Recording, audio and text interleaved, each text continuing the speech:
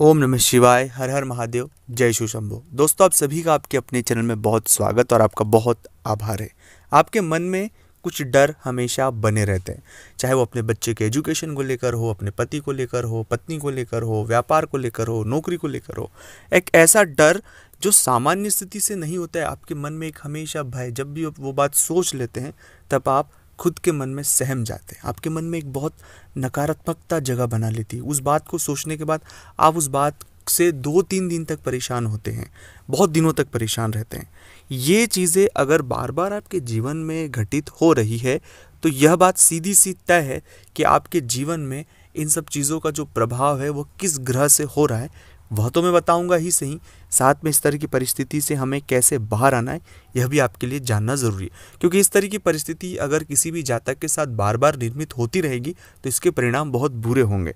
और जो हम मन में सोच रहे हैं, जो चीज़ें हैं, इससे हमारी योग्यताएं कम होती है, इससे हमारे कॉन्फिडेंस लेवल कम होता है, इससे जो चीज़ें हम सही करना चाहते हैं वो सही चीज़ें सही नहीं कर सकते। तो हमेशा एक मन में अज्ञात डर, अज्ञात भय बना रहना, चीज़ों को लेकर, परिवार को लेकर, रिश्तों को लेकर, किसी भी चीज़ को लेकर एक भय हमेशा बना रहना, ऐसी परिस्थितियाँ किसी भी जातक के लिए बहुत घातक है दोस्तों।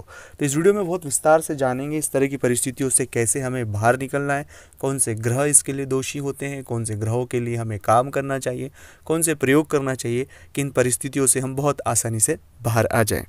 अगर अभी तक आपने चैनल को सब्सक्राइब नहीं किया है, चैनल से नहीं जुड़े हैं, तो आपसे एक छोटा सा निवेदन है कि चैनल को आप सब्सक्राइब करें, कमेंट्स में भोलेनाथ का नाम लिखें। अगर आप चाहते हैं अपनी कुंडली का विश्लेषण करवाना, जीवन में कोई तकलीफ, परेशानी या कोई प्रश्न जिसके बारे में आप अपने बारे में जानना चाहते हैं, तो स्क्रीन पर नंबर चल रहे हैं, आप व्हाट्सएप पर अपॉइंटमेंट लेकर बात करें। उसका फीस शुल्क लागू है दोस्तों। जन्म तारीख, जन्म समय, जन्म स्थान पता होना अनिवार्य है। जो भी आपके प्रश्न हो उनके जवाब आपको ज़रूर मिलेंगे। जब कभी भी ऐसी परिस्थितियाँ आपके साथ अगर निर्मित हो रही हैं, बार बार इस तरह का अज्ञात डर जो जीवन में बहुत हद तक आ रहा है, तो यह राहु और केतु की एक ऐसी जुगलबंदी है कि व्यक्ति को हमेशा भ्रम में रखती है। हम जो चीज़ें सोच रहे हैं वो सिर्फ कल्पना मात्र में है, उनका वास्तविकता में कोई लेना देना नहीं है। बार बार उस चीज़ों को सोचकर समझकर एक मन में वैसा ही डर बना के रखना, वैसा भय बना कर रखना, हमारे व्यवहार को उस तरह से ही व्यवहार करना जैसे मानो वो चीज़ हो चुकी है।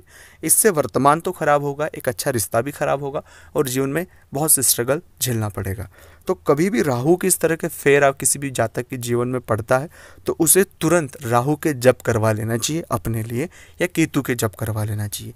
दूसरी बात है कि जितना हो सके उतना आप सोचने से बचे उस विषय को, क्योंकि जितना आप ज़्यादा सोचने की और उस विषय पर जाएंगे तो नकारात्मक ही सोचेंगे, अच्छा आप नहीं सोच पाओगे। और जितना डीप सोचेंगे, जितना सोचेंगे, उतनी ज़्यादा नेगेटिविटी आपके इर्द गिर्द होगी और आपके जीवन में इतना ज़्यादा नेगेटिव इमोशन आपके अंदर आ जाएगा कि आपकी सोचने समझने की जो शक्ति होती, जो पॉजिटिविटी होती, वो सब क्षरण हो जाएगा। तो प्लीज़ ऐसा ना करें। ये राहु का बहुत माया जाल होता है जिसमें व्यक्ति एक भ्रमित जीवन जीता है, भ्रम में जीवन जीता है। तो भ्रम से बाहर निकले, सच के करीब रहें, सामान्य सी चीज़ों को यकीन करके आगे बढ़े। सामान्य जो चीज़ें होती उनको बस बेसिक्स पर रहें, आगे डीप थिंक ना करें।